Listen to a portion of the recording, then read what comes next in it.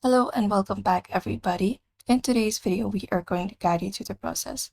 So if your Windows 11 or 10 is not detecting second monitor and you're having trouble with dual monitor setup, in today's video, we'll be guiding you through the process. So what we can do is we can access our settings at Windows plus I first, go over your settings and go over and find option for system, expand it, go to display, expand it, this one as well. And from display, go over and find option for multiple displays under scale and layout. Expand this and check mark both of these options available on your screen. If it's not, you can just go ahead and check mark by selecting it.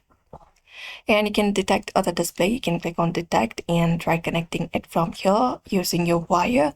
Or if you would like to use a connect wireless display, you can go ahead and click on connect to a wireless display and it should look out for your available device and connect your device to a wireless display.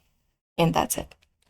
Apart from that, what we can do is we can go to our device manager, go over to device manager and open it up. And from here, go to display adapters, expand it up, go over and look out for your drivers that is installed currently. Back click on it, go over and update driver, and you can search automatically for drivers. Or you can just go ahead, close this up, back click on it again, go over and look out for properties. And from properties, go over to driver and go ahead and look out for the dates available. And again, go ahead and right click on it, go to update driver. And you can go ahead and use this option, browse by computers for drivers, and locate and install one from your computer for updating your driver. And that's it. If not that, what we can do is we can just go ahead and generally go ahead and download and install from your browser. So you can go to browser and search for example, NVIDIA driver.